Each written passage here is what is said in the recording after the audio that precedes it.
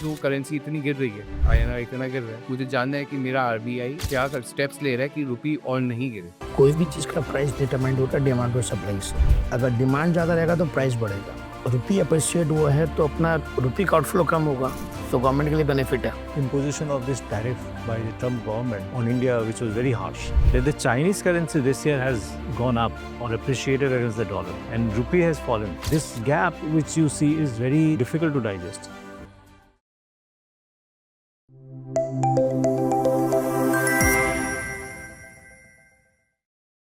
Welcome to Club Kautilya, where the ancient wisdom meets the modern way. I am your host Shreyansh Patni, and I am here to decode the 4 financial pillars of Club Kautilya: loans, investment, taxation, and insurance.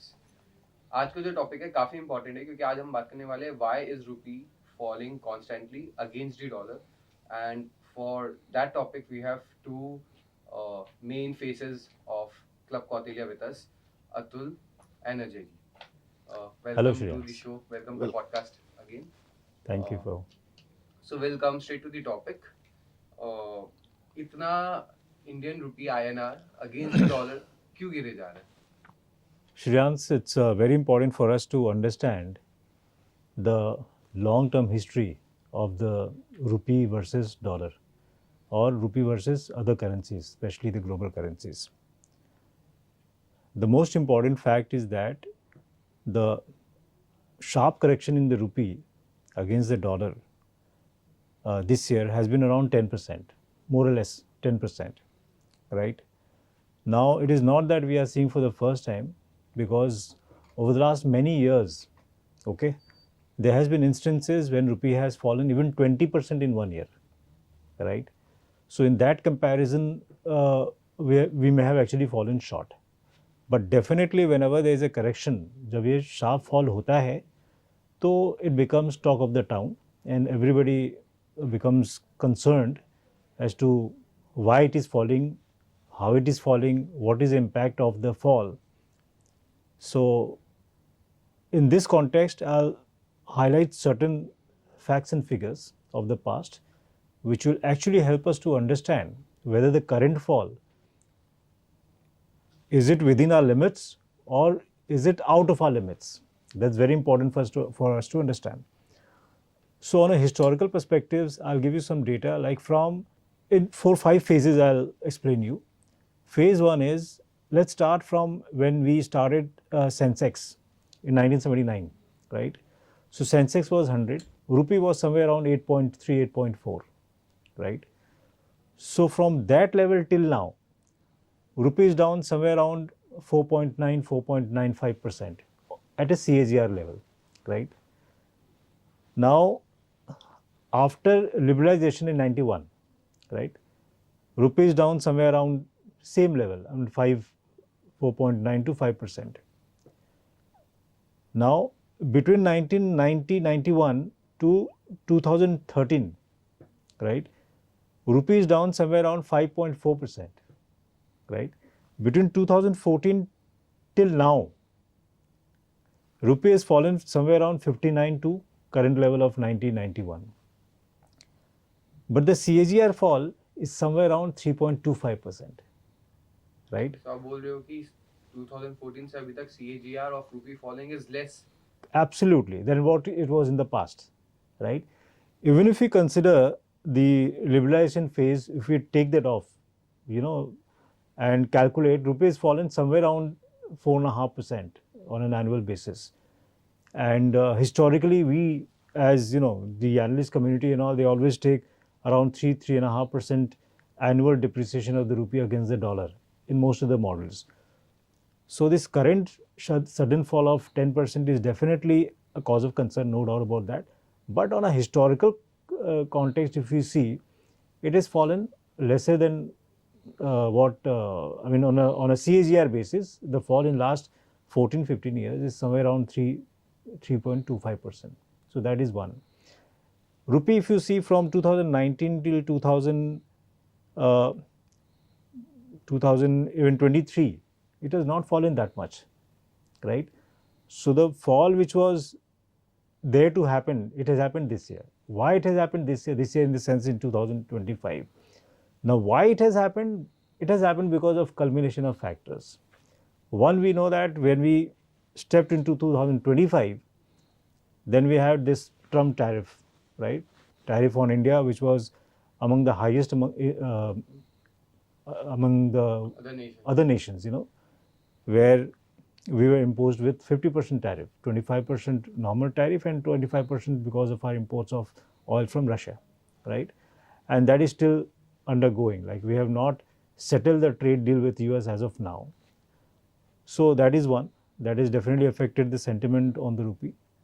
Number two, and most important, is if you see, the precious metal prices have gone up significantly. Like gold this year has gone up almost 70%, 75%. Silver has gone up almost 150%, point to point if you take, And we need gold and silver in our festive occasions, and because of the heavy imports at higher prices, we had to shed more dollars out. So which is why the demand of dollar was there, and it impacted the rupee. That was second. Now third, and again a very important point, is the trade deficit. Because of the trade deficit, your rupee goes up. Now you see the how the actually rupee gets impacted is, when rupee was say 80 or even 85, right? So when we were importing oil, we were paying 85 rupees, right?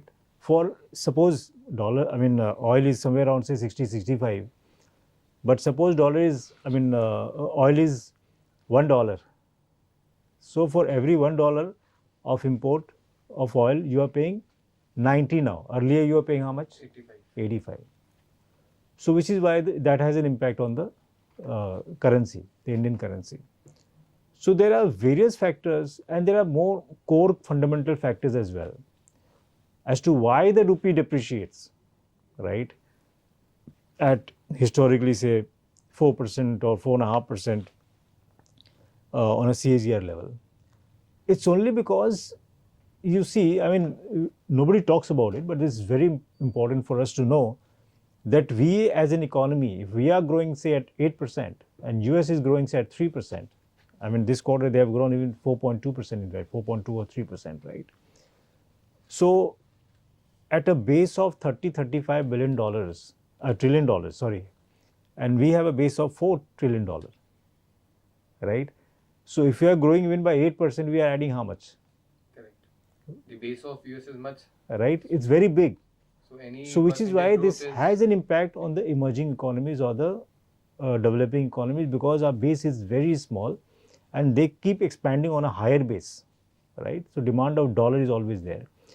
Now there's a very interesting thing which I would like to emphasize, which my colleague Atul will also, speak something on that, is the appetite to invest in global stocks and global markets have gone up significantly now, because the global markets have given good returns, right? Number one. Number two is because we don't have such stocks or sectors in India. Say the AI boom that happened. Now we don't have AI companies in India, right?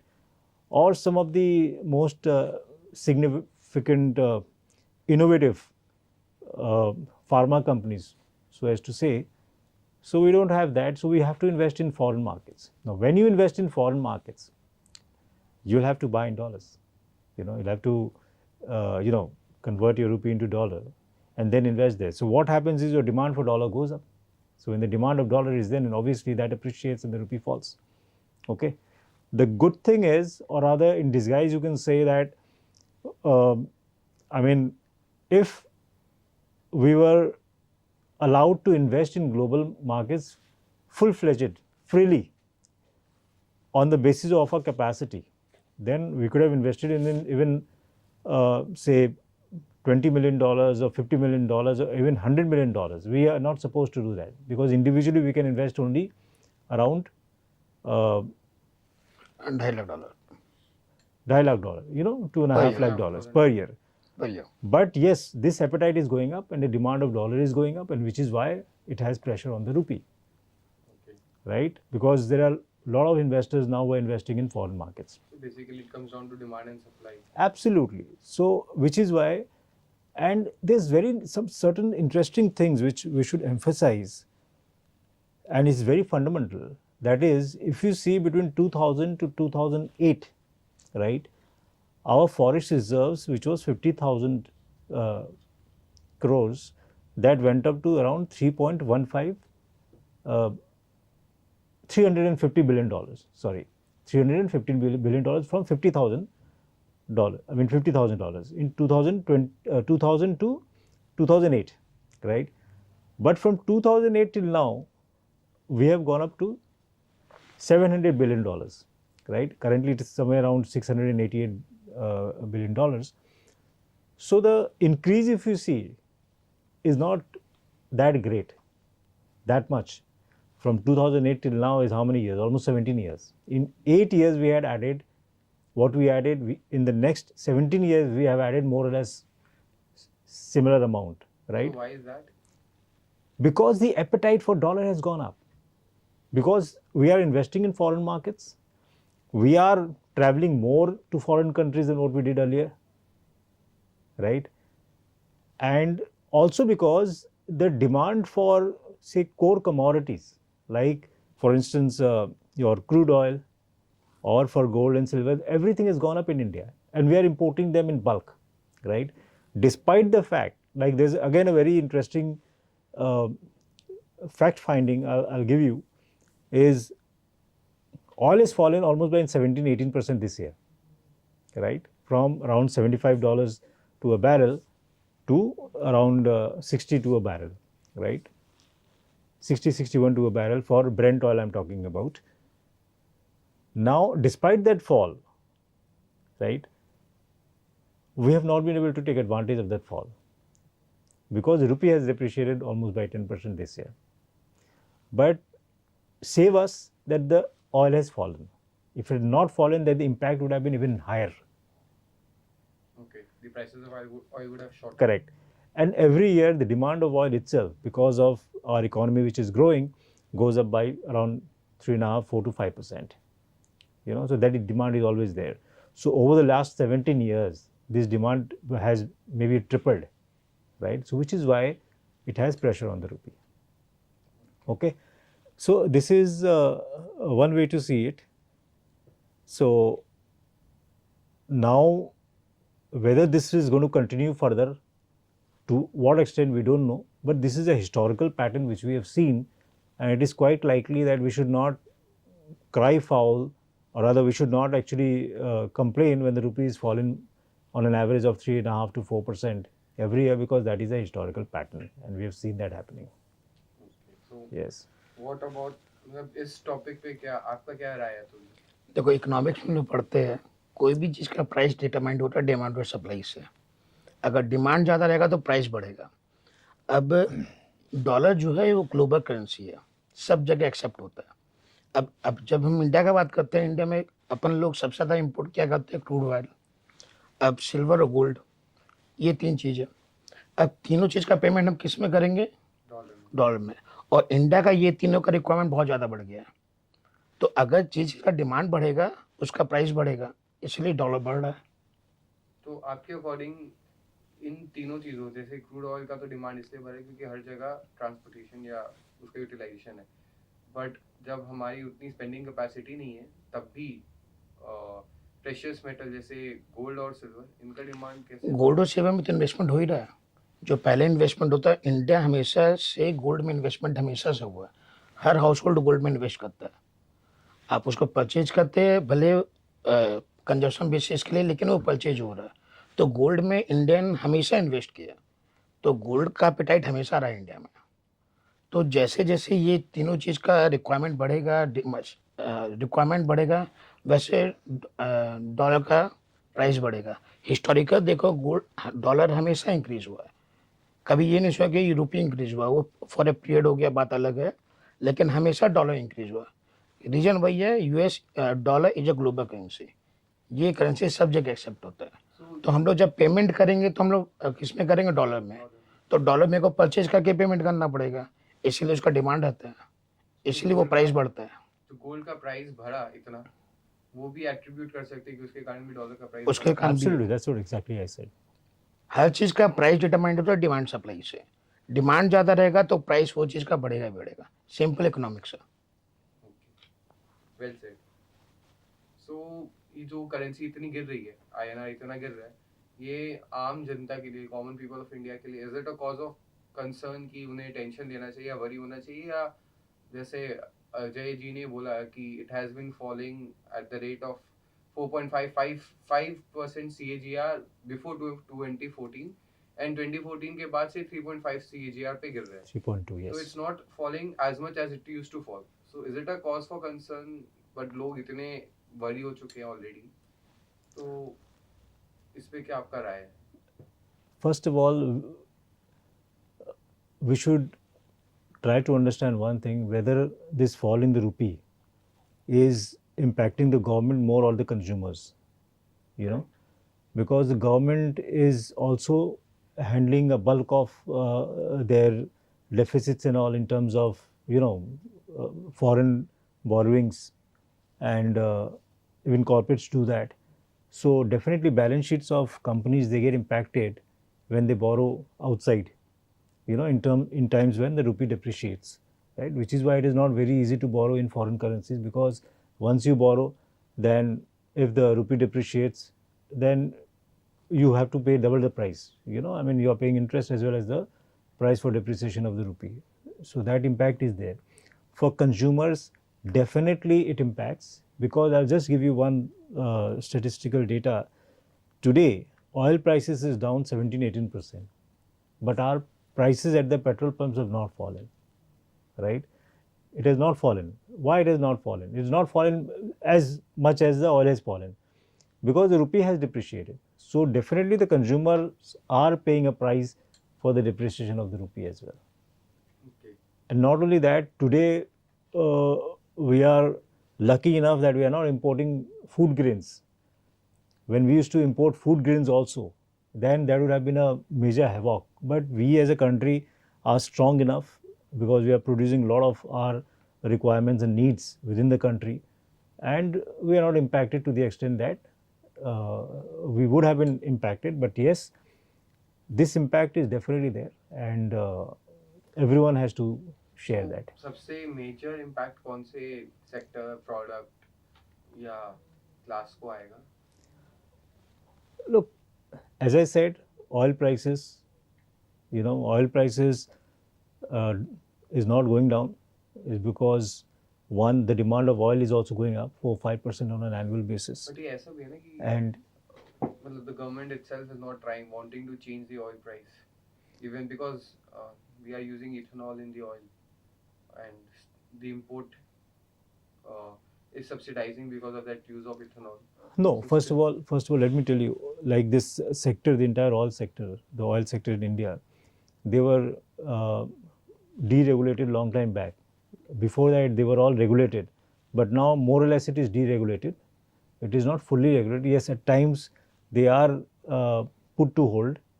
The prices are not passed on, but to some extent the prices are also passed on, right? So it is not that it is not passed on, but yes, there are other fundamentals which drive the government not to actually let the prices reduce the prices, and that is because your rupee has fallen also. So which is why maybe the prices have not been cut. But this definitely has impact on the consumers in a minimal way, which we all have been bearing over the past many years. So But at the same time, if you see it, the fall in the rupee has both positive and negative impact, right? Like exporting companies, software services companies and all, or electronic exports companies, these companies tend to benefit because of the rupee fall, right? And all the importing company, obviously they have to pay more dollar, so they suffer. That is there. But there's something very interesting thing has happened this year, primarily this year, is post the imposition of this tariff by the Trump government on India, which was very harsh, Like some countries are made to pay a tariff of 15-20%, but India is made to pay 25% plus 25%. So even if that 25% goes away, the Russian oil import tax which we are paying, or rather tariff which we are paying to US, we are still left with 25%, which is higher than most of the other countries, right? Like even China and all. Now the point is, now this is something very interesting to see, that the Chinese currency this year has gone up or appreciated against the dollar, almost by 4.5%, 4.5, 5%. And rupee has fallen significantly. So this gap which you see is very difficult to digest. Yeah. So what happens is, like suppose other countries like I may say Bangladesh or others whose tariffs are lower than us, and they are exporters of say textiles to the US, right? So somewhere we have managed to negate the impact of our higher tariff on from the US, right? अगर 25% अपना है और रुपये अगर 10% घट गया है, तो net we may be actually paying say around 15 or 16% tariff, right? तो ये एक चीज़ हुआ है जो RBI somewhere it manages to negate the impact of the US tariffs to some extent, obviously. So that is also one thing. So Ajay ji, ये सब जानना चाहते हैं कि जो RBI हमारा central bank, reserve bank of India या यूएस का फेडरल बैंक हो गया, उन लोग कैसे डॉलर को या रुपी को कंट्रोल करते हैं फ्रॉम फॉलिंग. सो अगर मैं एक नॉर्मल सिटीजन हूँ, मुझे जानना है कि मेरा आरबीआई क्या स्टेप्स ले रहा है कि रुपी और नहीं गिरे. So first of all, I'll tell on the Fed, the Federal Open Market Committee, US. I mean, they don't, as a policy, control the price of dollar. I mean, they definitely control the interest rates, which is data dependent on inflation and various other factors. And suppose if they cut the interest rates, then it has some pressure on the dollar there in the US. If they raise interest rates, then the dollar appreciates. So that has been happening historically, that I have tracked. And in India, what happens is just the reverse. Like if the dollar appreciates there because of the rise of interest rates, then our currency falls. So it's just the vice versa. It has an inverse correlation. As far as Indian RBI's policy decisions are concerned, generally they don't interfere in the market, open market, to control the rupees movement, but at times when it becomes necessary, they do it. Like as of now, what we have seen, the RBI has let loose, or rather they have not intervened in the currency market to a larger extent after 88. When it touched from 83 to 88, they had intervened, and which is why it had come back to around 83, 84. But over the past 2-3 months, when it started to go above 88, and that happened because there was a physical demand for dollar because of imports of gold, silver, and so many other things. So RBI did not intervene, and the rupee went to 91. So it went to 91, and when the physical demand came down, or rather the demand for dollar came down, they intervened and they cooled the market a little bit, and now we have around 89.50. Okay. So yeah. How do they intervene? Like, do they? They openly buy from the market. Okay. Yeah. That is one way to do it, and there are several other instruments also through which actually they control this. Okay. Like I'll give you an instance. Say way back in 2007, I think that was in 2007 only, when rupee has appreciated sharply. Between 2001 to 2007, rupee had appreciated from 49. It had touched, I think, 50, but around 49, from 49 to 39. So there was a reverse movement from 49 to 39 in a matter of 7 years, right? So we had opened our gates to, to buy more dollars for investments or for foreign travel. So I don't remember the exact level, but we had increased the dollar per individual, that one individual can actually invest or or purchase or take dollar from the government, from the RBI, sorry. So this is one way to manage the fluctuations in the rupee and dollar market. That is another way of doing that. ये जो appreciation हुआ था from 49 to 39, was it a very good thing for our economy? और जैसे अभी 90 हो चुका है, so अगर ये Right. 80 जाता है, will it be a good thing for our economy or will it be a bad thing?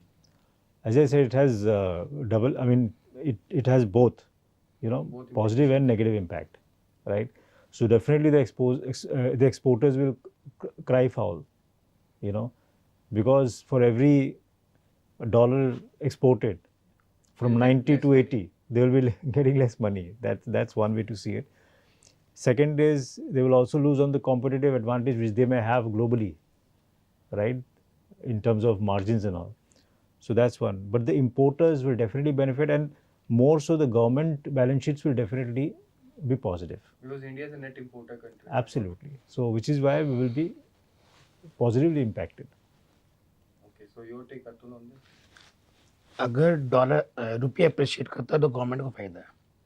जितने भी बोरिंग्स होते हैं हम लोग के, जो भी फेड मतलब कि इसी भी जो फॉरेन बोरिंग्स हम लोग के, वो गोल्ड में अपना डॉलर में पेमेंट करना पड़ता है। ECB क्या हुआ? एक्सटर्नल कमर्शियल बोरिंग्स बोलते हैं। तो जो इंटरेस्ट अपने बोरिंग्स है तो इंटरेस्ट देना पड़ेगा, हाँ, तो मेरे को डॉलर परचेज करके देना पड़ेगा। तो अगर रुपये अप्रिशिएट हुआ है तो अपना रुपये का आउटफ्लो कम होगा, तो गवर्नमेंट के लिए बेनिफिट है। अब इन्वेस्टर पॉइंट ऑफ व्यू से बात करते हैं। अगर फॉरेन मार्केट में इन्वेस्ट किया, फॉरेन स्टॉक में इन्वेस्ट किया, जैसे आजकल नास्डैक फंड में इन्वेस्टमेंट हो रहा है, या कोई भी गूगल का शेयर्स हो गया, या अल्फ़ाबेट का शेयर्स हो गया, या माइक्रोसॉफ्ट का शेयर, अगर उसमें इन्वेस्ट करते हैं तो अगर रुपये डिप्रिशिएट करेगा तो उनका इंडियन रुपी जो मार्केट वैल्यू होगा वो कमेगा। तो दोनों इम्पैक्ट होता है। गवर्नमेंट के लिए अगर रुपये अप्रिशिएट किया तो गवर्नमेंट के लिए फ़ायदा है, अगर रुपये अप्रिशिएट किया तो डॉलर अगर एक्सचेंज रेट के लिए इन्वेस्टर को नुकसान है। एक एग्जांपल के साथ समझा सकते हो? अगर मान लो हम एक शेयर खरीदे माइक्रोसॉफ्ट का, हम कितना में खरीदे? 90 रुपये में खरीदे। अगर मान लो माइक्रोसॉफ्ट का शेयर्स कोई इंक्रीज नहीं होता है, शेयर प्राइस में कोई इंक्रीज नहीं होता है।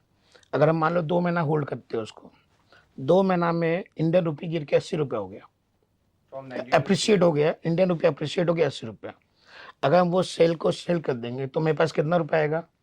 मेरा आउटफ्लो 90 रुपया था, जब हम परचेज किए तो 90 रुपया था। अब हम जब सेल करें तो मेरे पास कितना रुपया आएगा? 80 रुपया आएगा। तो इन्वेस्टर को 10 रुपये का नुकसान हो गया। करेक्ट। अगर वही डॉलर अप्रिशिएट करता है, 90 से 100 हो जाता है, मान लो कोई भी शेयर प्राइस का मूवमेंट नहीं है, तो इंडियन इन्वेस्टर 90 रुपये दे में एक शेयर खरीदा, बेचेगा कितना में? 100 रुपये में, तो 10 रुपये का बेनिफिट हो गया। ये तो इन्वेस्टर पॉइंट, अगर आज के डेट में आरबीआई का हम लोग डॉलर परचेज करने का हर इंडिविजुअल का एक लिमिट है, $2.5 लाख बोलते हैं, हर फाइनेंशियल ईयर, मतलब फ्रॉम अप्रैल टू मार्च हम $2.5 लाख परचेज करें। ये आरबीआई का नियम है। आरबीआई हम आज के डेट में अपने से कुछ परचेज, मतलब कि हम चाहे कैपेसिटी कितना भी, एपेटाइट कितना भी, हम $2.5 लाख ही परचेज कर सकते हैं। एज ए इंडिविजुअल हम लोग $2.5 लाख परचेज कर सकते हैं। तो अगर मेरे को अगर फॉरेन में इन्वेस्ट करना है तो हम $2.5 लाख से ज़्यादा इन्वेस्ट नहीं कर सकते हैं। तो ये आरबीआई का रूल्स है। जैसे तुम पूछा था कि आरबीआई कैसे इंटरवेन करता है, क्या आरबीआई ने ऑलरेडी गाइडलाइंस बनाई कि आप इतना ही डॉलर इन्वेस्ट कर सकते हैं, परचेज कर सकते हैं। तो ये आरबीआई का नियम है। ये रूल इसलिए बनाया ताकि डॉलर ज्यादा खरीदे नहीं और प्राइस, हाँ, प्राइस मेंटेन रहे। Because we have limited resources, as simple as that. Per individual, we have limited resources, and we cannot actually be extravagant in spending our dollars. As simple as that, to say it in that way. So जैसे अतुल जी ने बोला कि अगर कोई भी बाहर US stock में invest करना चाहे, अगर वो स्टॉक इंक्रीज नहीं भी होता तब भी उसका ₹90 का जो वैल्यू है वो सीधा 100 हो सकता है अगर यूएस का वैल्यू डेप्रिशिएट होता है। सो ऐसे आपको नहीं लगता कि काफी सारे इन्वेस्टर्स विल वांट कि उन लोग इन्वेस्ट बाहर ही करें? So, Shiraz, I'll give you some very strong data points on this, right?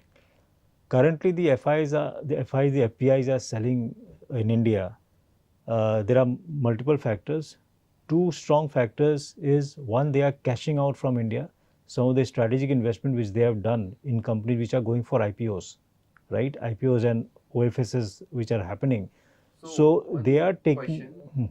FIIs is foreign institutional investor Yes, and FPI are foreign portfolio investors. okay. It's the same basically. Now these investors are selling in this country through say IPOs and OFSs, OFSs right? is Offer for sale.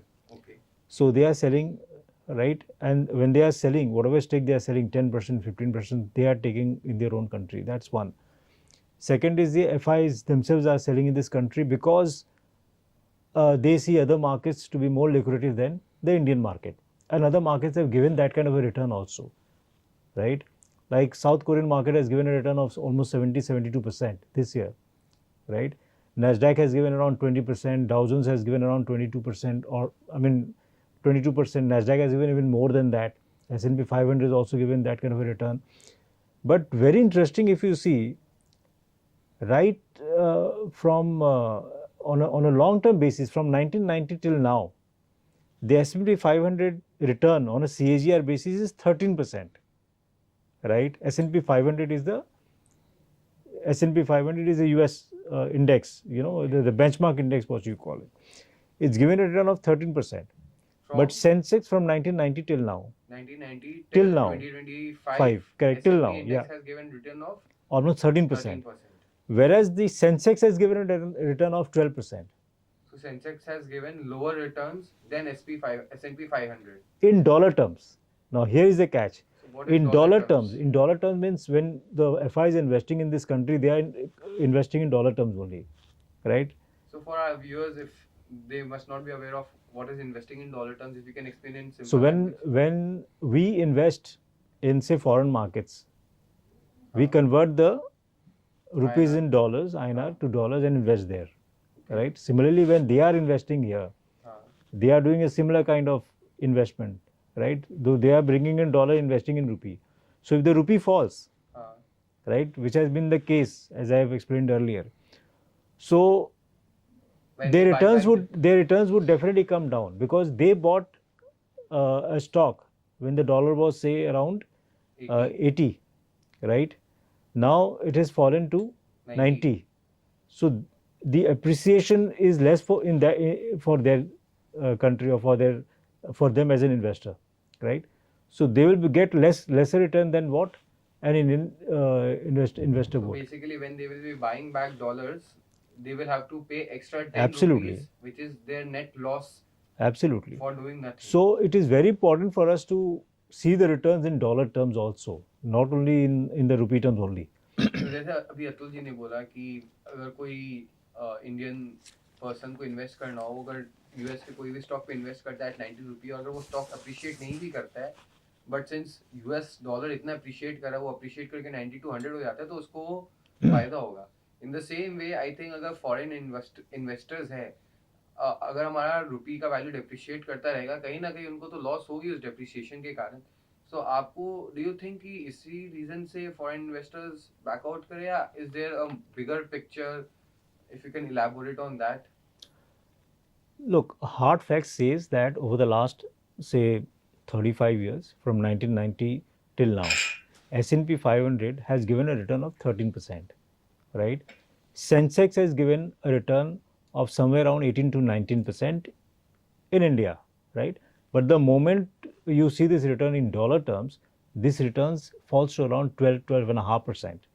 So their returns is even lower than their own country, which is say S&P 500 is given around 13% and Sensex is given around 12 to 12.5% in last 35 years. So the moment you see this returns, especially by long-term investors like the pension fund investors and all in the US, who are very long-term investors, so they would not be very happy looking at this kind of return. So they would pull out some money from the country where they have invested, because not only they are taking the risk of the currency depreciation, they are taking political risk. There are so many other risks when you invest in a foreign country, right? So why to keep your investments in a foreign country when your own country is given on a historical basis has given a higher return, right? So that is one reason.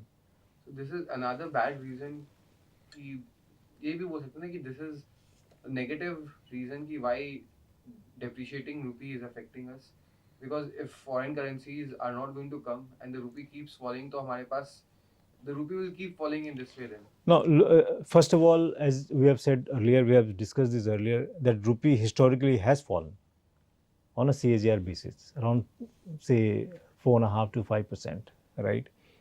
So this is something that we'll have to live with, as simple as that. Unless our economy starts generating returns which is very superior to US economy, I mean, it's very difficult for us to see the rupee stable over a long term. So this year it has depreciated, say 10%. Maybe next year it may not depreciate. The next to next it may not depreciate as well, or maybe it will depreciate lower than 10%. May depreciate 4-5% only, right?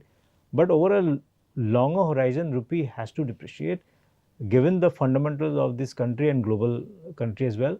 Yes, there can be a time, maybe in next 5 years or 7 years, when we are mature enough, where our growth rate is very high, and the growth rate of US tapers down. The moment the growth rate in US tapers down, right, then we may see, rupee appreciating and other global emerging market currencies also appreciating. Okay. So I would like कि if Atul ji आप plain simple language में पूरा podcast का छोटा सा conclusion बना दो हमारे audience के लिए कि रुपी depreciate कर रहा है. देखिए, उसका क्या- रुपी डिप्रिशिएट एक नेचुरल है, वो हिस्टोरिकल डिप्रिशिएट किया है, तो ये कोई बड़ा चीज़ नहीं है। और जहाँ तक अब मैं बात करता हूँ यूएस मार्केट का, यूएस मार्केट का ग्रोथ रेट ज़्यादा है। जब से ट्रम्प आया है तब से ग्रोथ रेट बेसी है, तो यहाँ से पैसा निकल रहा है। तो इंडियन इन्वेस्टर भी आज के डेट में यूएस मार्केट में इन्वेस्ट कर रहे हैं, नास्डैक फंड में इन्वेस्ट कर रहे हैं। इवन मोस्टली नास्डैक फंड आज के डेट में पैसा एक्सेप्ट नहीं करते, क्योंकि आरबीआई एक नियम लगाया, सेबी नियम लगाया कि एक फंड हाउस इतना ही डॉलर नास्डैक फंड में इन्वेस्ट कर सकता है।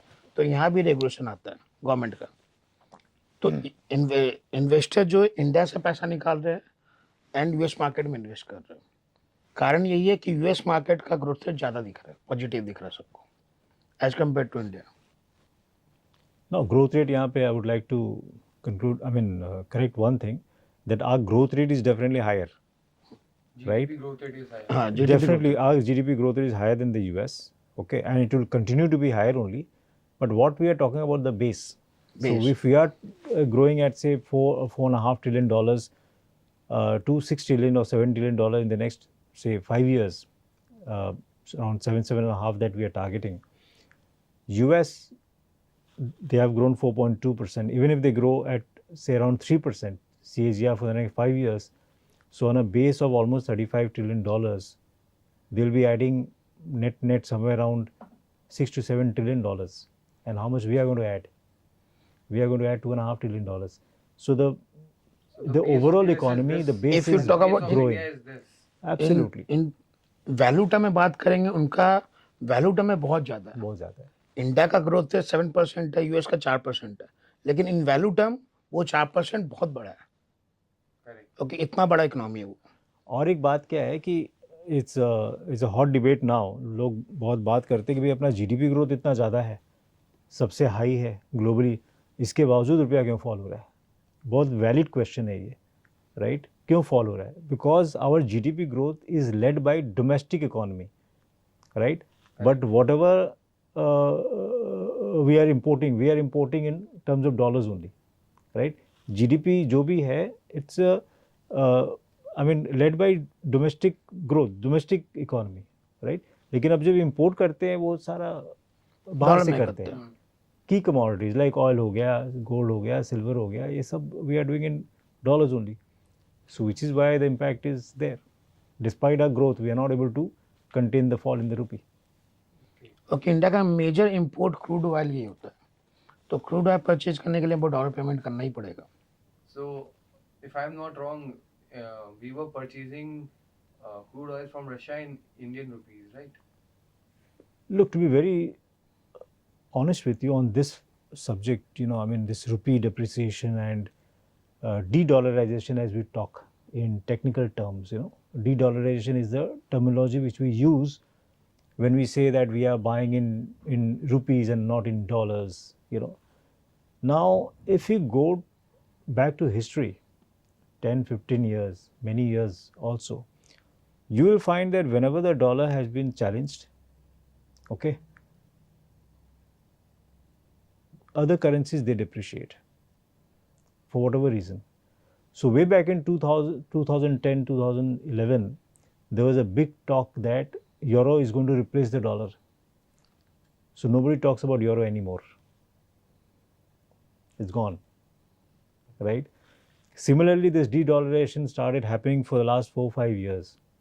And most of the countries who were in the camp of de-dollarization, except China, rest of the countries, they have all depreciated. Their currencies have depreciated.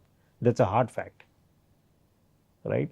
So unless and until we have our house in order, we should not target the dollar, or we should not be even thinking close to de-dollarization or anything like that. We need dollar, as simple as that. Today, if we let the purse loose, right, and if we allow investors to invest in global markets as much as we want, then there will be a host of investors and we won't have any dollars. Because the wealthy class in India has grown multifold, right? So someone who had a net worth of $1 billion is having $10 billion in the last 5-7 years, right? So they have more capacity to invest abroad than earlier, but the individual limits are all set. So they can't actually, take a certain amount of more than a certain amount of dollar, which is around 2.5 crores from India in rupee terms. So this is a hard fact, right? So which is why there's a lid which has been put on this. So the point is, we should, and the other thing is, you'll have to see that suppose Russia has exported oil in terms of rupee, so they have the rupee. What will they do with the rupee now? Correct. They'll buy stuff from us. Because rupee is not a global currency, not yet, right? So they have to buy stuff from us only. So there has to be kind of a barter trade, and only then we can settle the terms, and which is why we are facing this difficulty. And this is a hard fact which nobody is talking about. Okay. So all in all, we can conclude that falling rupee currently is nothing to worry about, since historically the decline is lower in the current period, and rupee has always been depreciating and will kind of be depreciating until and unless it depreciates a lot in one financial year. Yeah, you can say that. So I think this was a very, very good and educating podcast. I've got to learn काफी good information, like why the rupee is falling, how RBI controls the rupee, and why foreign investors are taking their money out of India to invest in their countries because of dollar, because of the growth in dollar terms. That is all for this podcast. Thank you for watching. Please like, comment, and subscribe to our channel. We will be coming out more with really interesting and insightful content. Stay tuned. Thank you.